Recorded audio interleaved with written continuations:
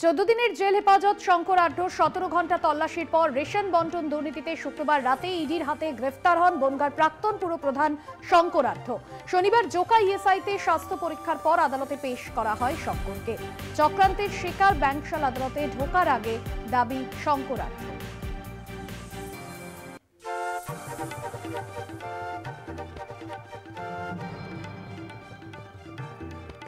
শঙ্কর আঢ্যর মাধ্যমে 10,000 কোটি টাকা ডলারে কনভার্ট। শঙ্করের নামে একাধিক বিদেশি মুদ্রা বিনিময় সংস্থা।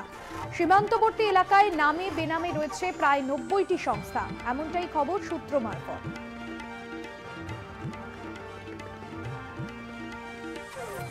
চিঠি লিখে জ্যোতিপ্রিয়র সঙ্গে যোগাযোগের চেষ্টা শঙ্কর আঢ্য। শঙ্করের চিঠি সিআরপিএফ এর হাতে। চিঠিতে একাধিক ব্যক্তির নাম ঠিকানা উল্লেখ, খবর ইডি সূত্রে। অভিযোগ ভিত্তিহীন। চিঠিতে মক্কেলের নাম নেই, দাবি শঙ্করের আইনজীবী। সওয়ালে আদালতে দাবি ইডির আইনজীবী।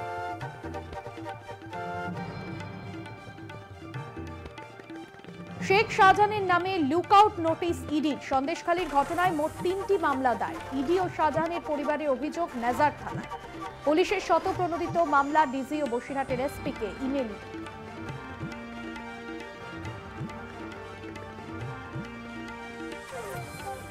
48 ঘন্টার মধ্যে ইডির হাতে তুলে দিতে হবে সন্দেশখালীর তৃণমূল নেতা শেখ শাহজাহানকে। এই মর্মে রাজ্যের সঙ্গে কথোপকথন ইডি। দাবি কুণাল ঘোষের। কুণালের দাবি অস্বীকার ইডি।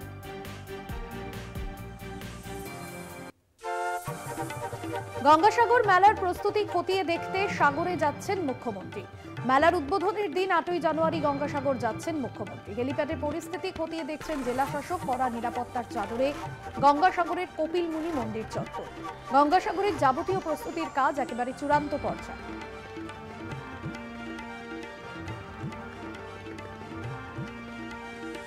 আটই জানুয়ারি শুরু হচ্ছে গঙ্গাসাগর মেলা। মেলা উদ্বোধন করতে গঙ্গাসাগর যাবেন খোদ মুখ্যমন্ত্রী।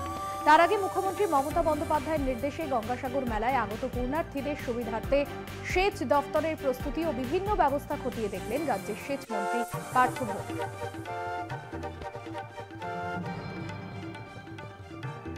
লোকসভা নির্বাচনের আগে খবরের শিরোনামে উঠে এলো ডায়মন্ড হারবার মডেল। রবিবার বিষ্ণুপুর বিধানসভার অন্তর্গত কৈলান যুব সংঘের মাঠে ডায়মন্ড হারবার লোকসভা কেন্দ্রের সাংসদ অভিষেক বন্দ্যোপাধ্যায় শহরের প্রবীণ নাগরিকদের বার্ধক্য ভাতা প্রদান অনুষ্ঠানে উপস্থিত থাকবেন। আর সেই সভাকে কেন্দ্র করে ইতিমধ্যেই তৃণমূলের কর্মী সমর্থকদের মধ্যে উন্মাদনা তুঙ্গে। ডায়মন্ড হারবার লোকসভা কেন্দ্রের বিভিন্ন অঞ্চলে বসানো হয়েছে জায়ান্ট স্ক্রিন। চলছে মঞ্চ প্রস্তুতির কাজ। অনুষ্ঠানে কোনো রকম খামতি রাখতে চাইছে না তৃণমূলের শীর্ষ নেতৃত্ব। তৃণমূল সূত্রে জানা গিয়েছে প্রায় 75,000 প্রবীণ নাগরিক বার্ধক্য ভাতা পাবে।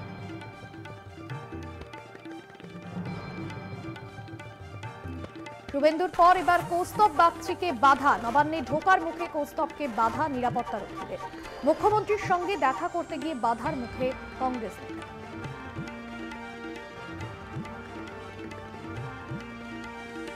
ইসরোর মুকুটে আরো একবার সাফল্যের পালক জুড়ল। গন্তব্যের কাছাকাছি পৌঁছে গিয়েছে সৌরযান আদিত্য L1। শনিবার সূর্যের কাছে লাগরেঞ্জ পয়েন্ট বা L1 পয়েন্টে তাকে পৌঁছে দিয়েছে ইসরো। বিকেলে নির্দিষ্ট কক্ষপথে সফলভাবে আদিত্য L1কে বসিয়ে দিয়েছে ইসরো। আগামী 5 বছর সেখানেই থাকবে সৌরযান। ইসরোকে শুভেচ্ছা প্রধানমন্ত্রী। লোকসভা নির্বাচনের আগে বিজেপির নয়া কৌশল। সাধারণ মানুষের মতামত চেয়ে বিজ্ঞপ্তি প্রকাশ এক দেশ এক ভোট কমিটি। 15ই জানুয়ারির মধ্যে মতামত জানাতে পারবেন নাগরিকরা। ইমেলে মতামত জানানো যাবে। আইনি ও সাংবিধানিক কি কি পরিবর্তন করা যায় সে বিষয়ে মতামত চাওয়া হয়েছে।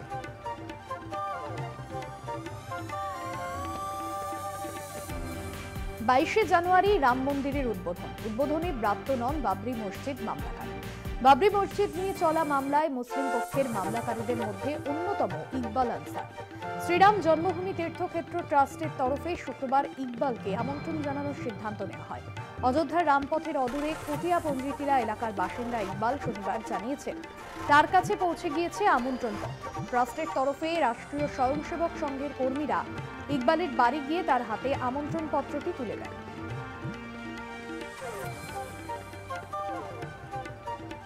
মহাদেব বেটিং অ্যাপ মামলায় নয়া চার্জশিটে ছত্তিশগড়ের প্রাক্তন মুখ্যমন্ত্রী ভূপেশ বাগেলের নাম।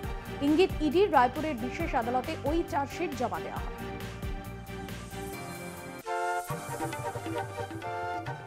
রাজস্থানে প্রশাসনিক রদবদল, রাজ্যের 121 জন প্রশাসনিক অফিসারকে বদলি করা হয়েছে। একই সঙ্গে 72 জন আইএএস অফিসারকেও বদলি করা হয়েছে বলে খবর।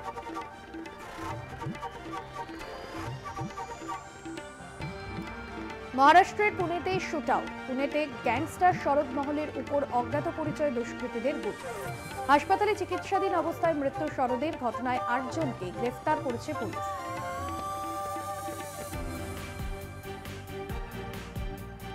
ঠান্ডায় জবুথবু কাশ্মীরবাসী, তাপমাত্রা হিমাঙ্কের নিচে নেমে গিয়েছে, জলের পাইপ জমে গিয়েছে জল। শ্রীনগরের বিশ্ববিখ্যাত ডাল লেকের একাংশ জমে বরফে পরিণত হয়েছে। প্রবল ঠান্ডায় কাশ্মীরের জনজীবন ব্যাহত।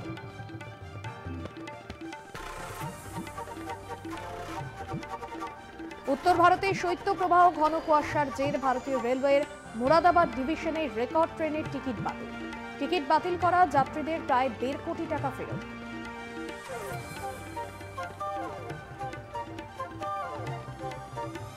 অনুষ্ঠানের মাঝে এক পুলিশ কনস্টেবলকে কষিয়ে চড় মারলেন বিজেপি বিধায়ক, তাও আবার উপমুখ্যমন্ত্রীর সামনে। বিধায়কের এহেন আচরণে মহারাষ্ট্রের রাজনীতি সরগরম হয়ে উঠেছে। শুক্রবার পুনেতে একটি হাসপাতালের অনুষ্ঠানে গিয়েছিলেন বিজেপি বিধায়ক সুনীল কাম্বলে। অনুষ্ঠানে হাজির ছিলেন রাজ্যের উপমুখ্যমন্ত্রী অজিত পাওয়ার, এছাড়াও শিক্ষামন্ত্রী হাসান মুশরিফ এবং সাংসদ সুনীল তাতকারে। ভিড় ঠেলে মঞ্চ থেকে নামতে গিয়ে আচমকা মেজাজ হারিয়ে ফেলেন বিজেপি বিধায়ক।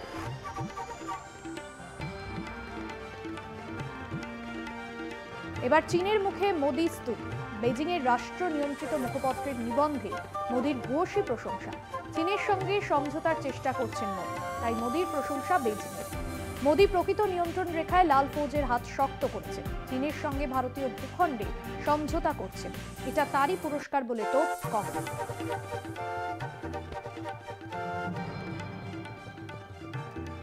দিল্লি মহিলা কমিশনের চেয়ারপারসন স্বাতি মালিওয়ালকে রাজ্যসভায় প্রার্থী করার সিদ্ধান্ত নিল আম আদমি পার্টি। তার পাশাপাশি সঞ্জয় সিং এবং ইন্দি গুপ্তাকে দ্বিতীয়বার রাজ্যসভায় পাঠাচ্ছে দল। দিল্লি থেকে রাজ্যসভার এই 3টি আসনই রয়েছে রাজ্যের শাসক দল আপের দখলে।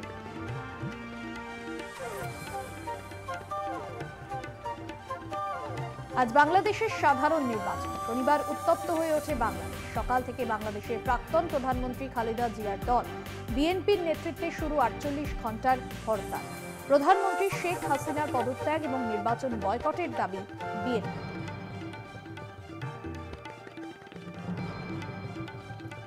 চূড়ান্ত উত্তপ্ত বাংলাদেশ, বাংলাদেশের গৃহযুদ্ধের সংকেত। বাংলাদেশের বেনাপোলে এক্সপ্রেসে অগ্নিসংযোগ বিএনপি জামাত সমর্থকদের। ঘটনায় মৃত্যু হয়েছে 5 জন। নমুনা সংগ্রহে ঘটনাস্থলে যায় বাংলাদেশের সিআইডি ও ফরেনসিক দল। বিএনপি শীর্ষ নেতাকে গ্রেফতার হাসিনা সরকার। জলদস্যুদের কবল থেকে উদ্ধার ছিনতাই জাহাজ। আরব সাগরের সোমালিয়ার উপকূলের কাছে ছিনতাই জাহাজ উদ্ধার করল ভারতীয় নৌসেনা। জাহাজের 15 জন ভারতীয় সহ 21 জন নাবিককে উদ্ধার করা গিয়েছে বলে খবর পাওয়া যাচ্ছে।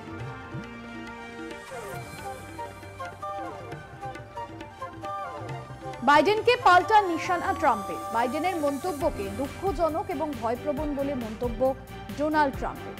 দুর্বলতা, অযোগ্যতা, দুর্নীতি এবং ব্যর্থতার জন্যই এ ধরনের মন্তব্য বলে জানিয়েছেন তিনি।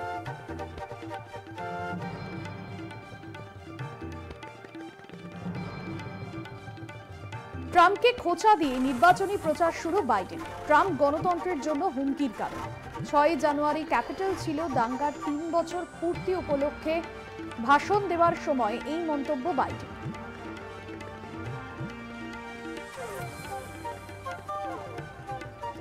নির্বাচনে অংশ নিতে পারবেন কি ট্রাম্প, রায় দেবে আমেরিকার সুপ্রিম কোর্ট। গত মাসে কলোরাডোর আদালত ট্রাম্পকে প্রেসিডেন্ট নির্বাচনে অযোগ্য ঘোষণা করে। এই রায়কে চ্যালেঞ্জ জানিয়ে শীর্ষ আদালতে আপিল করেন ট্রাম্প। সেই মামলার রায় আগামী ফেব্রুয়ারি।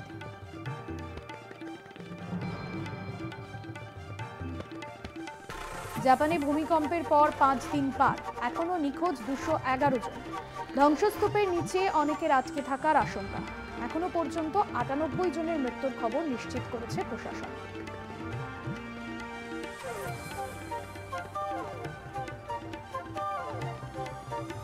যুদ্ধের আবহে হামাস বাহিনীর নয়া সুড়ঙ্গের খোঁজ।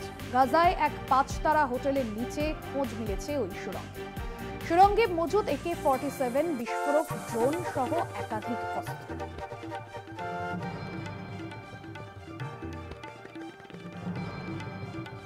বছর চারেক আগে সোশ্যাল মিডিয়া থেকে ইউটিউব সর্বত্র ভাইরাল হয়েছিলেন নবদ্বীপের পিনাকি মণ্ডল। পেশায় ঘটি গরম বিক্রেতা পিনাকির ব্যবসার তুরুপের তাস তার ব্রেক ড্যান্স। মিঠুন চক্রবর্তীর জাবরা ফ্যান পিনাকি ঘটি গরম বিক্রি করতে করতে ব্রেক ড্যান্স, তাতেই দেদার বিকত তার ঘটি। এই ড্যান্সের জন্যই বাকি বিক্রেতারা শত্রু ঠাউরেছেন।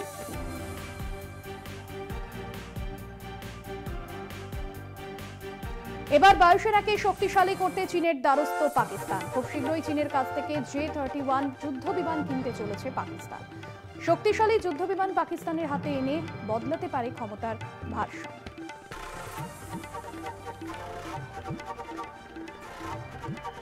ফাঁকা হচ্ছে নদীগর্ভ, সরকারি বিধিনিষেধের তোয়াক্কা না করেই নদীর বুকে চুরি হচ্ছে বালি। বানারহাটের চামুরচি নদীতে বেআইনিভাবে বালি ব্যবসায়ীদের রমরমা ব্যবস্থা।